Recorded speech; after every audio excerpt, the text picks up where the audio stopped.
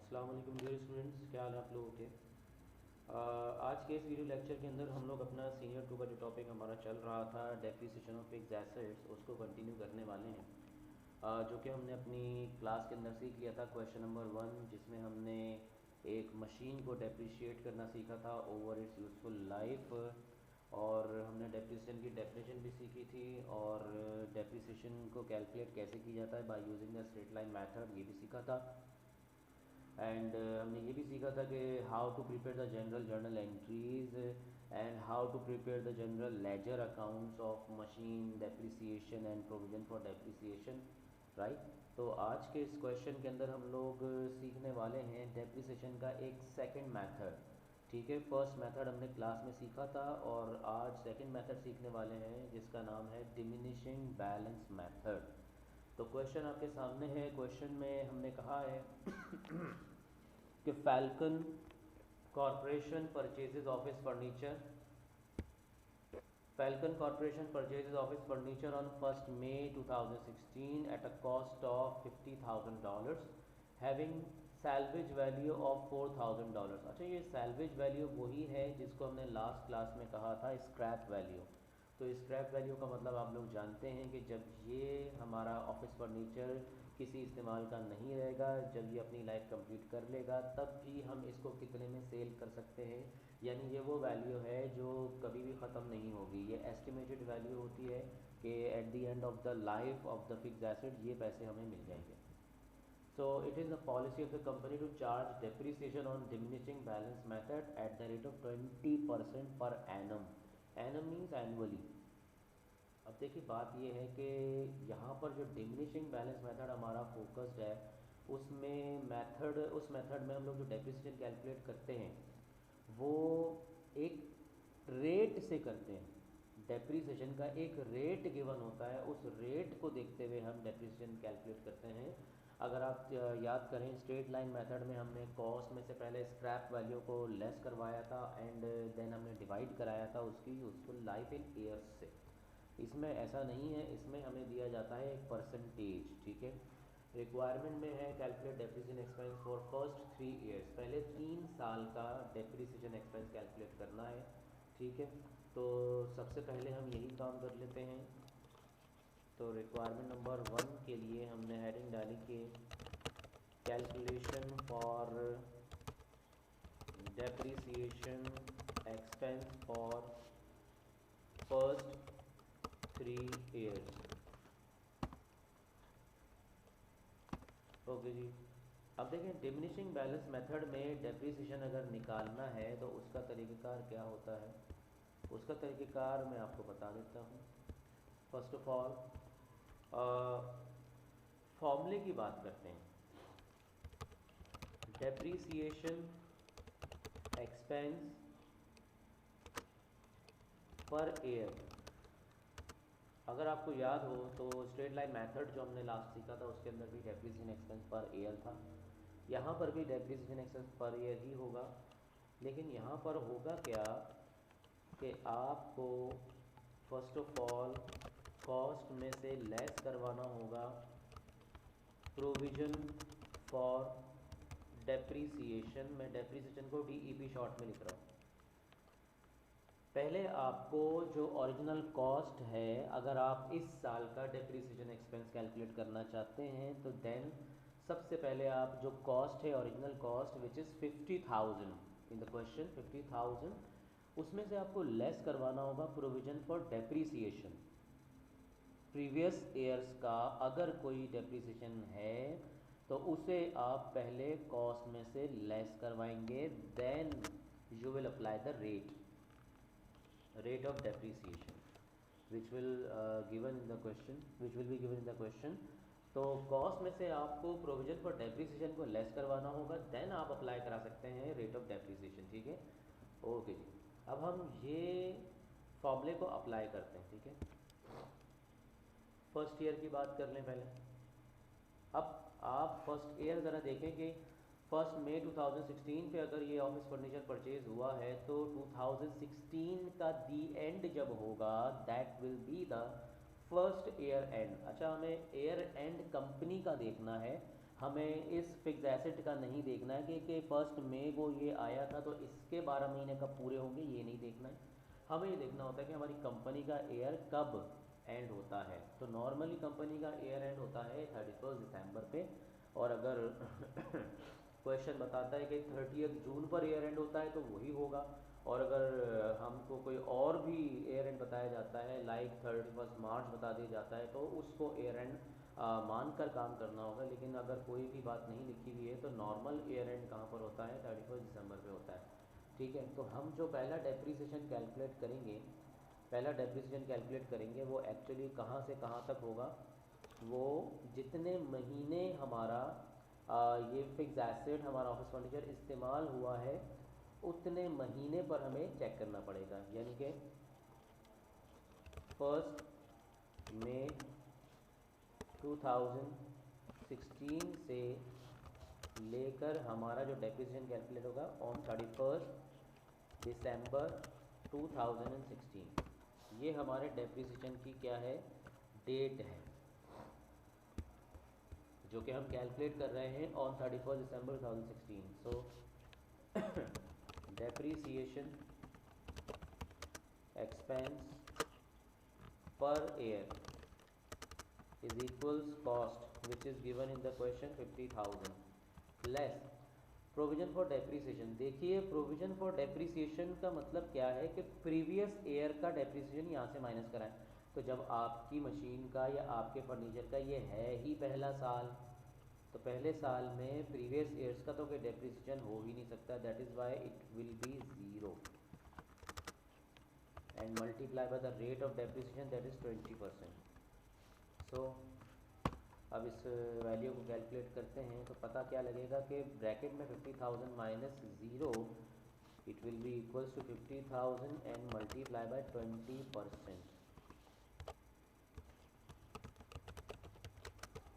Depreciation expense per year, तो 50,000 का अगर आप 20% निकालें you will get 10,000, right? So this is the depreciation expense on 31st December 2016, यानी फर्स्ट ईयर का डेप्रिसिएशन आ गया है। मैं यहाँ पर आपको दिखाने के लिए दे रहा हूँ first year depreciation of first year. अब आते हैं सेकेंड ईयर पे। अब आप ज़रा सोचिए सेकेंड ईयर जो है, अच्छा लेकिन इसमें एक बात आप ज़रा देख लें सेकेंड ईयर पे जाने से पहले, जो हमने लास्ट क्वेश्चन किया था उस क्वेश्चन में आप अपने रजिस्टर ओपन करके देख सकते हैं। 1 जनवरी पे हमने अपना फिक्स एसेट परचेज़ किया था मशीन, राइट? तो 1 जनवरी पे अगर कोई फिक्स एसेट परचेज़ होता है तो वो दिसंबर में जब हम उसकी डेप्रिसिएशन को कैलकुलेट करते हैं तो वो पूरे 12 महीने कहलाते हैं, पूरा साल कहलाता है। तो डेप्रिसिएशन जो चार्ज हुआ था वो पूरे साल का चार्ज हुआ था, पूरे 12 महीने का चार्ज हुआ था। लेकिन यहाँ पर अगर आप गौर करें, यहाँ पर आपके पास 1 मई 2016 से ऑफिस फर्नीचर अवेलेबल था। इसका मतलब जनवरी में नहीं था, at the start of the year जनवरी में नहीं था, फैब में नहीं था, मार्च में नहीं था, अप्रैल में नहीं था। 4 महीने आपका ये फिक्स एसेट आपके पास नहीं था, इसीलिए 8 महीने इस्तेमाल हुआ है। 1 मई से 31 दिसंबर अगर आप काउंट करें तो कितने महीने हो जाते हैं, ये हो जाएंगे 8 मंथ्स। तो आपका ये जो 10,000 आया है, ये 10,000 आपने 20% लगा के निकाला है, तो ये 20% पर एनम है। तो 20% को आप लगाकर साल का डेप्रिसिएशन निकाल लेंगे। तो ये जो 10,000 आपने निकाला है ये पूरे साल का है, लेकिन हमारा जो फिक्स एसेट है ऑफिस फर्नीचर है वो पूरे साल यूज़ नहीं हुआ, इसलिए कितने महीने इस्तेमाल हुआ है, वो इस्तेमाल हुआ है हमारा 8 मंथ। तो 10,000 का डेप्रिसिएशन पूरे साल का है, हमें इसको कन्वर्ट करना पड़ेगा। It will be converted to 8 month, so multiply by 8, हम करवाएंगे multiply by 8 and divided by 12। अगर आप 10,000 को मल्टीप्लाई बाय 8 करवा दें और डिवाइड बाय 12 करवा दें तो आपके पास 8 मंथ्स का डेप्रिसिएशन आ जाएगा। क्योंकि 10,000 के अंदर 12 महीने का डेप्रिसिएशन है, दैट इज़ वाई हमने 10,000 को 12 से डिवाइड करवाया है और 8 से मल्टीप्लाई करवाया है। तो अब इसका जो आंसर होगा वो आपका करेक्ट आंसर होगा। सो depreciation expense per year, so multiply by 8 and divided by 12, it is 6666। Round कर देते हैं इसको, 6667। तो बच्चों ये है हमारा 8 मंथ्स का डेप्रिसिएशन। ये हमें हर जगह पे चेक करना होगा कि जहाँ पर भी हमारी पूरे साल फिक्स एसेट इस्तेमाल नहीं हुआ है, वहाँ जितने मंथ इस्तेमाल हुआ है एंड में हमें उतने मंथ से मल्टीप्लाई करवा कर डिवाइडेड बाय 12 करवाना होगा। ठीक है, तो अब ये जो डेप्रिसिएशन है इसको हम बोल सकते हैं कि डेप्रिसिएशन फॉर फर्स्ट ईयर। अगर इससे पहले मैं 10,000 पे लिख कर आगे चला जाता तो वो रॉन्ग हो जाता। अब हम डेप्रिसिएशन कैलकुलेट करेंगे। फर्स्ट नेक्स्ट ईयर हमारा जो स्टार्ट होगा 1 जनवरी 2017 टू 31 दिसंबर 2017। अब हमारा नेक्स्ट ईयर यही है। ठीक है, अब हमें इस पर डेप्रिसिएशन निकालना है by using the above formula. So क्या फार्मूला था आपके पास? ये फार्मूला था। मैं इसी को कॉपी कर देता हूँ, बस वैल्यूज़ में चेंज करूँगा। देखिए जी, depreciation expense per year is equal to 50,000 की कॉस्ट। वंस अगेन मैं यहाँ पे कॉस्ट ही रखूँगा, लेकिन अब मैं नेक्स्ट ईयर में आ चुका हूँ। ठीक है, अब नेक्स्ट ईयर में मेरा यहाँ पर जो प्रोविज़न फॉर डेप्रिसिएशन है, अगर आप देखें तो आप यही कहेंगे सर हम पिछले ईयर डेप्रिसिएशन चार्ज कर चुके हैं। ठीक है, पिछले ईयर डेप्रिसिएशन चार्ज कर चुके हैं, तो उसको आपने यहाँ से माइनस करवाना है। 50,000 में कितना डेप्रिसिएशन आप पिछले साल रिकॉर्ड कर चुके थे, वो था 6667। ठीक है, तो उसको आपने क्या करना है, यहाँ से लेस करवा देना है। ठीक है, तो अब अगर आप 50,000 में से माइनस करवा दें 6667, तो ये आएगा 43,333।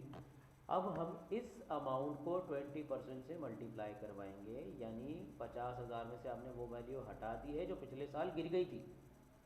अब इस साल गिरने के लिए जो बची है वो 43,333 है, लेकिन ये सारी नहीं गिरेगी, इसका 20% हमें डेप्रिसिएशन लगाना होगा, वैल्यू को गिराना होगा।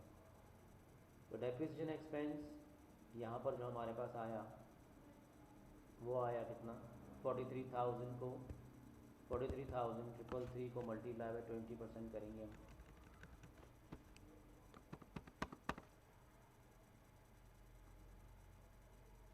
$8,667 कर दिया राउंड।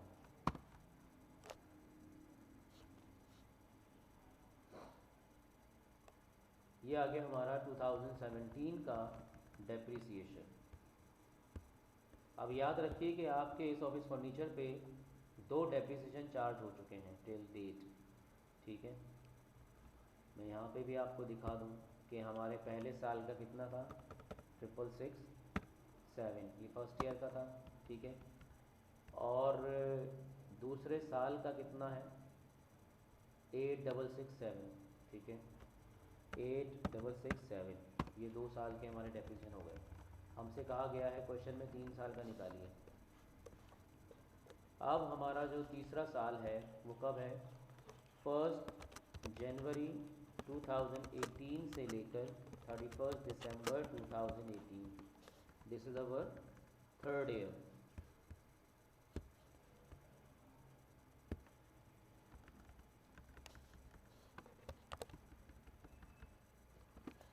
सो वैल्यूज़ को पुट करते हैं।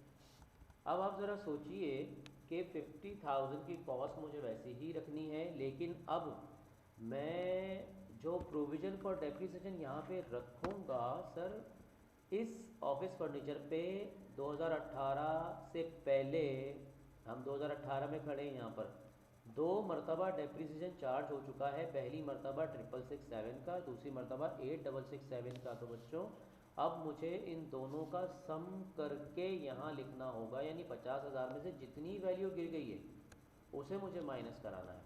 ये रहा आपके सामने दोनों साल में लगा हुआ डेप्रिसिएशन, और अगर मैं इनका सम करूँ, इन दोनों डेप्रिसिएशन का सम करता हूँ तो वो 15,000 तकरीबन बनता है हमारा, 15,334, 15,334।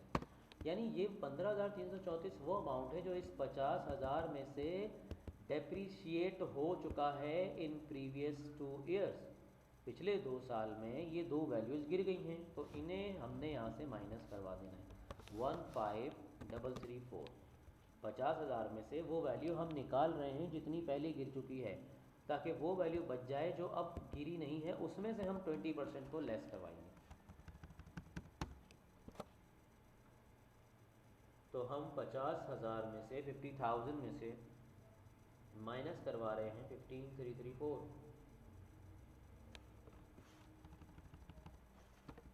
तो ये हमारा आ गया है 34,666।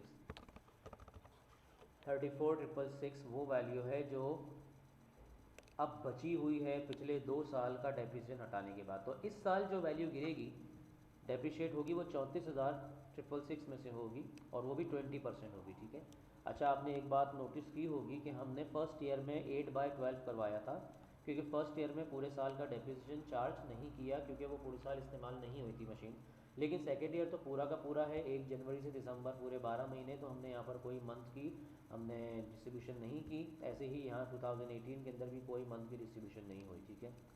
तो 34,666 पर हम लगाएंगे 20% अब।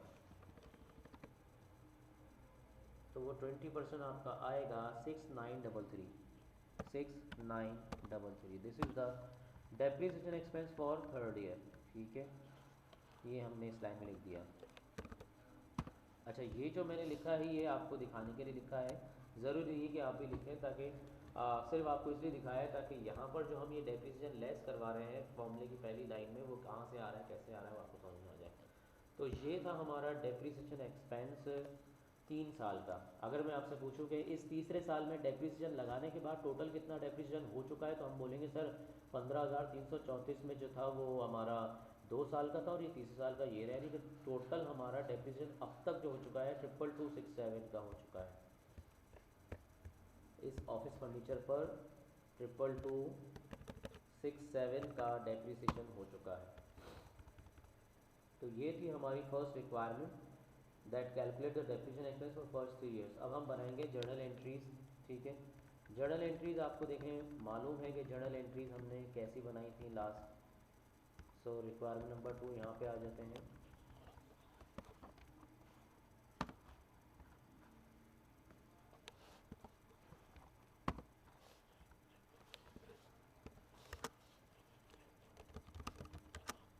जनरल एंट्रीज, जर्नल एंट्रीज का प्रॉपर आपने वही फॉर्मेट बनाना है जो हमने सीखा हुआ है। ठीक है, मैं यहाँ पर जस्ट काम की चीज़ें खाली लिख रहा हूँ, डेबिट और क्रेडिट का कॉलम, और डेट में यहाँ मेंशन कर दूँगा। ठीक है, आपने प्रॉपर वैसे ही काम करना है।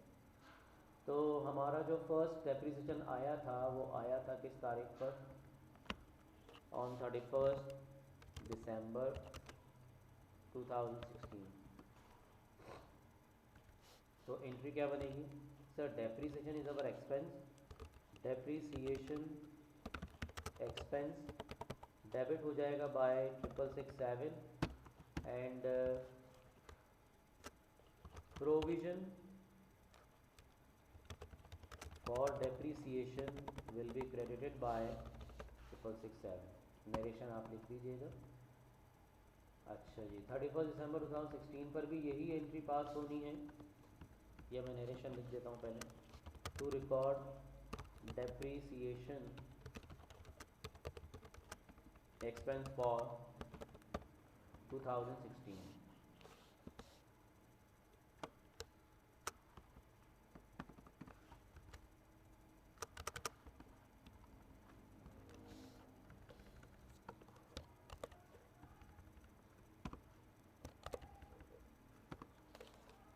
2016 के बाद 2017 पे आते हैं, 31 दिसंबर 2017 पर। वहाँ पर डेप्रिसिएशन की एंट्री तो यही रहेगी बट अमाउंट चेंज हो जाएगा। 8667 8667 यहाँ भी आ गया। और नरेशन के अंदर हमने जो एयर मेंशन किया हुआ है वो एयर भी चेंज हो जाएगा क्योंकि अब ये 2017 का डेप्रिसिएशन है। और थर्ड एंट्री में 2018 मेंशन करना होगा और अमाउंट आएगा 6933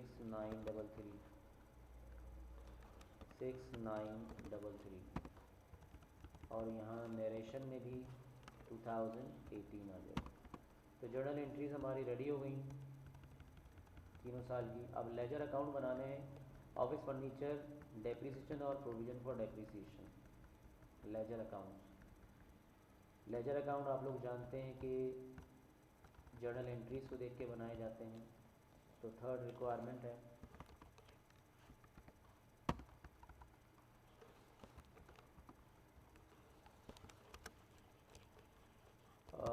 जनरल लेजर।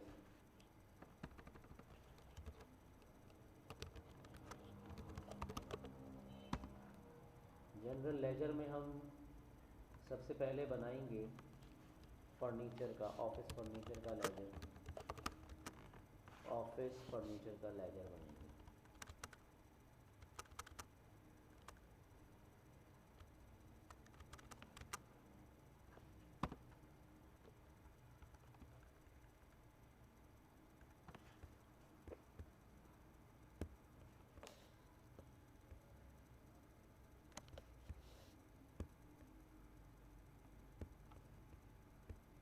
डेबिट साइड आ गई, क्रेडिट साइड आ गई। अब जनरल लेजर हमने कैसे बनाना है, ऑफिस लेजर कह दिया मैंने इसको, in fact it is office furniture है। ओके जी, office furniture is our asset. तो अगर हमने इसको जब परचेज़ किया होगा तो हमने एंट्री पास की होगी office furniture debit and cash credit. ठीक है, हमने इसको किस डेट पे परचेज़ किया था, 1 मई पे परचेज़ किया था। तो हमारी एंट्री बनी होगी बच्चों office furniture debit and cash credit. ठीक है जी, तो आपने इसको 50,000 का परचेज़ किया था, 50,000 का परचेज़ किया था तो ऑफिस फर्नीचर हुआ डेबिट। ठीक है, ऑफिस फर्नीचर डेबिट हो रहा था तो हमारी एंट्री जो है वो लेजर के अंदर भी दिखती है ना। तो लेजर के अंदर अभी क्या हो रहा है, ऑफिस फर्नीचर डेबिट हो रहा है 50,000 से, लेकिन क्रेडिट कोई ना कोई तो हुआ होगा। कैश दिखा दिया हमने यहाँ बराबर में, cross reference, right, cross reference है ये, फॉरवर्ड रेफरेंस नहीं है। अच्छा, ऑन 1 मई 2016 हमने ये दिखा दिया। अच्छा जी, अब आप जानते हैं कि ऑफिस फर्नीचर के अंदर हम दोबारा एंट्री दोबारा पोस्ट करने का बात है, या तो और दोबारा ऑफिस फर्नीचर ख़रीदा होगा जब आएंगे, या कोई ऑफिस फर्नीचर बेचा होगा तब आएंगे, या जब साल का एंड हो जाएगा तब आएंगे। अभी ना ख़रीदा है ना कोई बेचा है हमने। ठीक है, अब हम साल के एंड पर ही आएंगे। तो हमारा पहला साल एंड होगा 31 दिसंबर 2016 पर। तो सर हम बैलेंस करेंगे इसको। बैलेंस करने के लिए हमें यहाँ पर कितना लिखना पड़ेगा, 50,000। और बैलेंस करने के लिए लिखा है तो इसलिए इसका नाम क्या होगा, balance carried down, CD balance. और ये बैलेंस किया गया है 31 दिसंबर 2016 पे। उसके बाद हम डबल लाइन वाला टोटल शो करवा देते हैं। ठीक है, डबल लाइन वाला टोटल क्यों शो कराते हैं, ताकि हमारे सामने आ जाए कि ये हमारा लेजर बराबर है दोनों तरफ से, ये अनइक्वल नहीं है। ठीक है, ये फुटिंग हमारी है, फुटिंग कहलाती है, लेकिन काम की चीज़ ये बैलेंस है। अच्छा जी, तो 31 दिसंबर पर हमारे फर्नीचर की वैल्यू कितनी, 50,000। तो जब नेक्स्ट ईयर में फर्नीचर ट्रांसफ़र करेंगे तो जाहिर सी बात है डेबिट साइड पर आएगा, या क्योंकि ये डेबिट साइड का बैलेंस था। तो नेक्स्ट हमारे ईयर की फर्स्ट डेट है 1 जनवरी 2017, और ये वहाँ पर बैलेंस ब्रॉट डाउन कहलाएगा और इसकी वैल्यू वही होगी 50,000। ठीक है, ये सेकेंड ईयर के अंदर आप आ गए हैं। सेकेंड ईयर के अंदर भी आपने ना कोई फर्नीचर परचेज़ किया है, ना ही आपने कोई सेल किया है। तो आप ईयर एंड होते ही यहाँ पर आएंगे। ईयर एंड आपका होगा 31 दिसंबर 2017 पर, और आप जो लिखने वाले हैं वो बैलेंस कैरेट डाउन लिखने वाले हैं। ठीक है, और वैल्यू वही रहेगी 50,000। ठीक है, ये नहीं सोचिएगा कि सर ये दूसरे साल में तो वैल्यू गिर गई उसकी। गिरी हुई वैल्यू तो डेप्रिसिएशन एक्सपेंस के अंदर नजर आएगी, प्रोविजन फॉर डेप्रिसिएशन के अंदर नजर आएगी। कॉस्ट, ये फर्नीचर की कॉस्ट का अकाउंट है। कॉस्ट तो हम कॉस्ट में हमने आपको क्या बताया था कि इसका मतलब ये है कि पहले साल के एंड में आप क्या बताओगे कितने का फर्नीचर था, दूसरे साल के एंड में दोबारा बताओ कितने का फर्नीचर था, तीसरे साल के एंड में दोबारा बताओ कि कितने का फर्नीचर था। तो फर्नीचर कितने का था ये बात कभी आप बदल नहीं सकते, 50,000 का ही था। इसलिए हम ये लेजर अकाउंट के अंदर भी यही शो कर रहे हैं कि 50,000 का था। ठीक है, तो ये दूसरे साल का भी डबल लाइन का टोटल आ गया। तीसरे साल के स्टार्ट पर आएंगे तो 1 जनवरी 2018 होगा और बैलेंस हमारे पास ब्रॉड डाउन होगा 50,000 का। और तीसरे साल में भी ना कोई परचेज़ किया है ना सेल किया है, बस ईयर एंड करने के लिए आएंगे 31 दिसंबर 2018। तो बैलेंस कैरेट डाउन 50,000। ये तीसरा साल हो गया हमारा और इसका भी डबल लाइन का टोटल करके दिखा दें आप। ठीक है, तो ऑफिस फर्नीचर का लेजर हमारा रेडी है। ऑफिस फर्नीचर के बाद हमने लेजर बनाना है डेप्रिसिएशन एक्सपेंस का।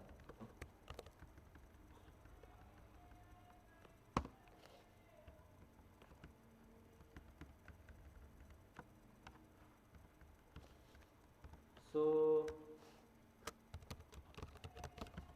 डेप्रिसिएशन एक्सपेंस, डेप्रिसिएशन एक्सपेंस का लेजर भी कैसे बनेगा सर, जितनी बार इसकी एंट्री पास हुई है सर। पहले साल में इसकी एंट्री पास हुई, डेप्रिसिएशन एक्सपेंस डेबिट हुआ तो हम आ गए डेप्रिसिएशन एक्सपेंस डेबिट पर 667। और जब ये डेबिट हो रहा था तो कोई ना कोई तो क्रेडिट हो रहा था, वो कौन था, प्रोविजन फॉर डेप्रिसिएशन। ठीक है, मैं शॉर्ट में लिख रहा हूँ provision for depreciation, PFD, provision for depreciation, right. तो आप टी अकाउंट से एंट्री देख सकते हैं, डेप्रिसिएशन एक्सपेंस डेबिट हो रहा है, उसके क्रॉस में रेफरेंस आ रहा है कि प्रोविजन फॉर डेप्रिसिएशन क्रेडिट हुआ है, राइट। और ये एंट्री पास हुई है 31 दिसंबर 2016 पे। ठीक है, 31 दिसंबर 2016 पर। अब डेप्रिसिएशन एक्सपेंस हमारा एक एक्सपेंस है और एक्सपेंसेस को हम अपने सारे रेवेन्यूज़ में से माइनस करवा देते हैं, यानी हम अपने इनकम स्टेटमेंट में ले जाते हैं और इनकम स्टेटमेंट के अंदर ले जाकर इनको माइनस करा देते हैं। याद रखिएगा, सारे खर्चे हम जितने भी इस साल के 2016 के रिकॉर्ड करेंगे उन्हें क्लोज ही करना होगा और क्लोज होते हैं वो इनकम स्टेटमेंट में। तो अब हम यहाँ जो ये बैलेंस कर रहे हैं 667 मैंने यहाँ लिखा, ये बैलेंस नहीं है असल में, ये बैलेंस बचा नहीं रहे जैसे ऊपर बचाया था हमने। वो हर साल के स्टार्ट पे भी आ रहा है, एंड पे भी आ रहा है, स्टार्ट पे भी आ रहा है, एंड पे भी आ रहा है, लेकिन ये जो 667 है ये बैलेंस नहीं है। ये हमारे इस साल के एंड के जितने खर्चे होंगे उनके साथ मिलकर हमारी इनकम स्टेटमेंट के अंदर जाकर माइनस हो जाएगा। ठीक है, तो इसको मैं इसलिए लिख रहा हूँ profit and loss account. Income statement का दूसरा नाम क्या है, profit and loss account, right. तो प्रॉफिट एंड लॉस अकाउंट में ले जाकर इस डेप्रिसिएशन एक्सपेंस को माइनस करा दिया जाता है, ख़त्म कर दिया जाता है, बंद कर दिया जाता है, इसलिए इसका बैलेंस नहीं बचेगा। और ये काम भी कब हुआ, 31 दिसंबर 2016 पर हुआ। दोनों साइड का टोटल दिखा दें हम, 667 बराबर 667 बराबर। अब मैं दूसरे साल की बात करूं 2017 की, तो ऊपर जब कोई सीडी बैलेंस नहीं बचा, कैरेट डाउन नहीं बचा, तो यहाँ नीचे नेक्स्ट ईयर में इधर यहाँ पर कोई भी हमारे पास बिगिनिंग बैलेंस नहीं आएगा। जब क्लोजिंग बैलेंस नहीं है तो बिगिनिंग भी नहीं आएगा। बस दूसरे साल की एंट्री पास हुई 8667 से, तो वो दोबारा से यहाँ डेबिट पर आ जाएगा 8667। ये डेप्रिसिएशन एक्सपेंस डेबिट हुआ, क्रेडिट कौन हो रहा था, प्रोविजन फॉर डेप्रिसिएशन, किस तारीख पर, 31 दिसंबर 2017। तो इसको भी हम वैसे ही क्लोज करेंगे, बैलेंस नहीं कर रहे, याद रखिएगा क्लोज कर रहे हैं। ठीक है, कितने से, 8667। कहाँ पे क्लोज कर रहे हैं sir, profit and loss account on 31 दिसंबर 2017। दोनों साइड का टोटल बराबर दिखा दें आप, 8667 इधर भी और 8667 इधर भी। और ऐसे ही थर्ड ईयर में 31 दिसंबर 2018 पर डेप्रिसिएशन यहाँ पर आया 6933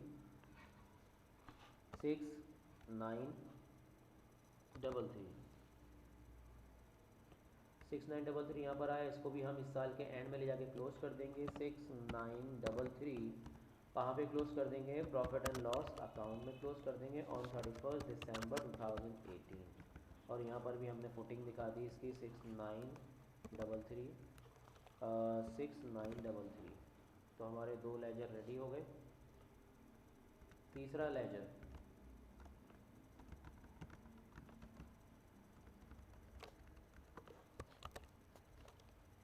प्रोविजन फॉर डेप्रिसिएशन का।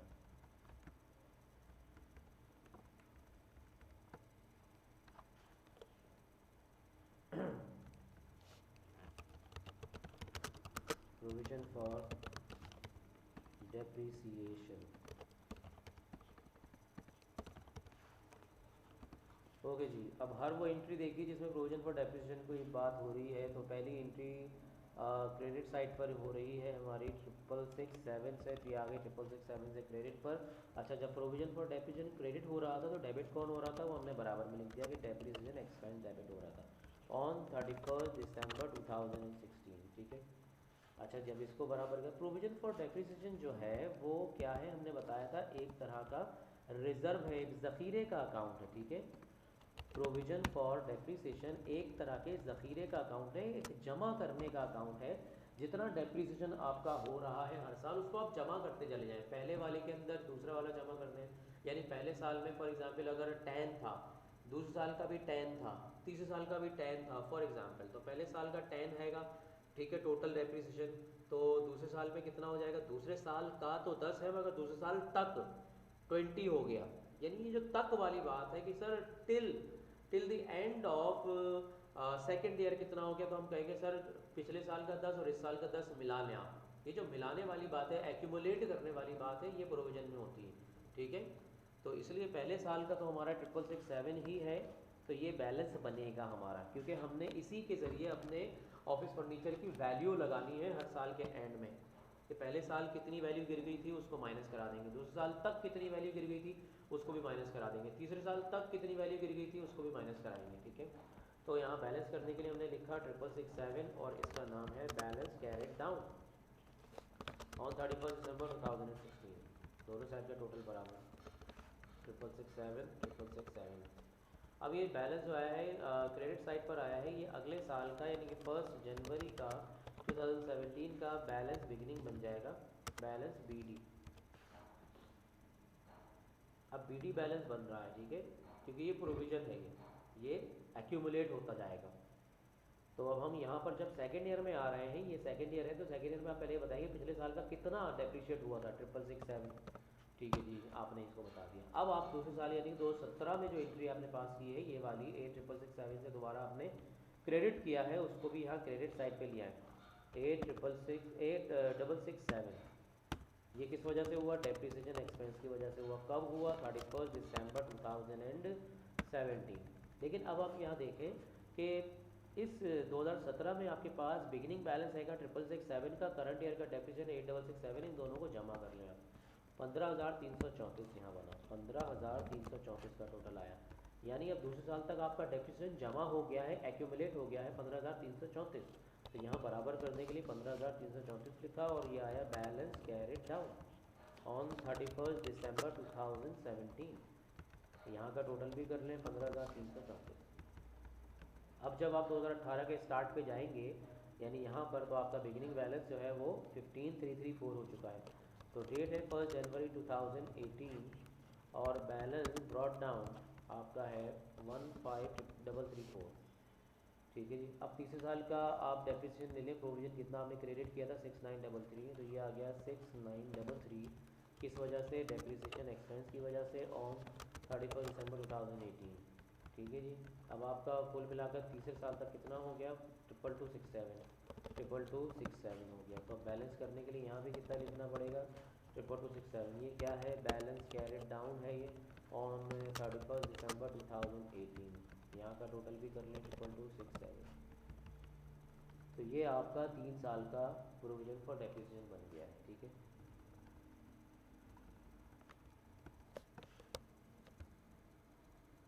तीन साल के बैलेंसेस को मैं हाईलाइट कर रहा हूँ।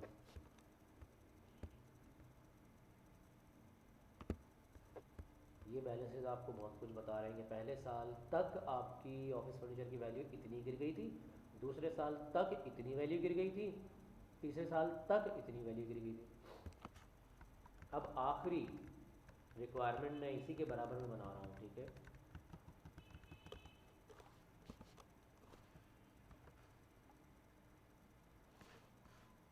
लास्ट रिक्वायरमेंट का नाम है balance sheet extract. Balance sheet extract नई चीज़ है। इसका मतलब ये है कि बैलेंस शीट में आपका ये जो ऑफिस फर्नीचर है ये हर साल कैसे शो हो रहा होगा। हम सिर्फ पूरी बैलेंस शीट नहीं बना रहे, हम सिर्फ ये पार्ट बनाएंगे, ठीक है, जिस पार्ट में हमारा ये ऑफिस फर्नीचर शो होगा। हम बनाएंगे 3 साल की बनाएंगे, 2016, 2017 और 2018।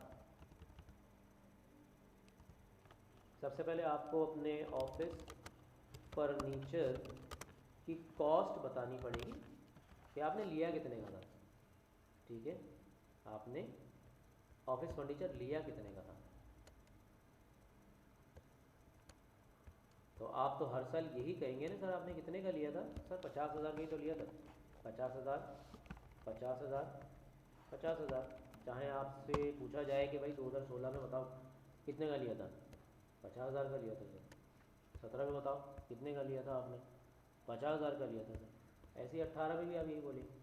लेकिन आपको यहाँ से हर साल लेस करवाना होगा प्रोविज़न फॉर डेप्रीसिएशन। अब आप बताओ पहले साल तक कितनी वैल्यू गिर गई थी, सर ये रही 6,667 वैल्यू गिर गई थी पहले साल तक।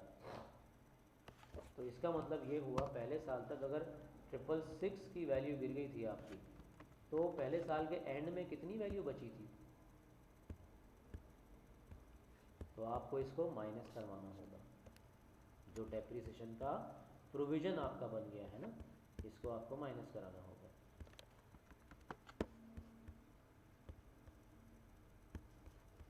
तो आइए माइनस कराते हैं।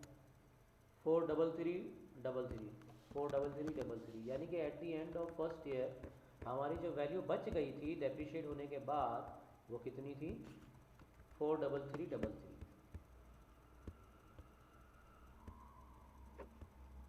अच्छा जी,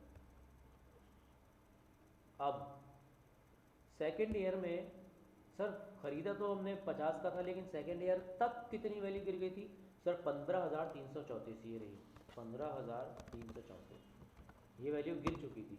इसके अंदर जो है आप जानते हैं कि पहले साल की गिरी हुई वैल्यू भी शामिल है और दूसरे साल की भी शामिल है। तो आपकी दूसरे साल के एंड में कितनी वैल्यू बच गई थी, 34,666, ये इसका अमाउंट आ गया। 2018 में सर आपने बताया कि 50,000 का ख़रीदा था ऑफिस फर्नीचर, लेकिन 2018 तक 2267 वैल्यू गिर गई थी। 2267 को आपने माइनस करा दिया, तो 2018 के एंड में कितनी वैल्यू बची हुई है, 27733। अब ये जो वैल्यूज़ आ रही हैं इन्हें हम कहते हैं बुक वैल्यूज़, यानी 2016 के एंड में आपके ऑफिस फर्नीचर की जो रियल वैल्यू है आफ्टर डेप्रिसिएशन वो इतनी है 43333, और 2017 में और गिरकर कितनी हो गई 34,666, 2018 में 27733 रह गई है वैल्यू, ठीक है। तो इन्हें हम बोलते हैं बैलेंस शीट एक्सट्रैक्ट्स, ठीक है, बैलेंस शीट के टुकड़े, बैलेंस शीट के पार्ट हैं, पार्शल बैलेंस शीट भी कह सकते हैं कि हमारा ऑफिस फर्नीचर किस तरह से शो होगा। तो बच्चों ये था हमारा एक डिमिनिशिंग बैलेंस मेथड को लेकर पूरा एक कंप्लीट क्वेश्चन, जिसमें हमने डेप्रिसिएशन एक्सपेंस भी निकाला, जर्नल एंट्रीज भी निकाली और लेजर अकाउंट भी बनाया और बैलेंस शीट के एक्सट्रैक्ट भी बनाए, ठीक है। उम्मीद है आप लोगों को ये समझ में आया होगा। अगर कोई क्यूरी हो तो आप लोग पूछ सकते हैं, ठीक है। टिल नेक्स्ट लेक्चर, अल्लाह हाफिज़, अल्लाह निगहबान।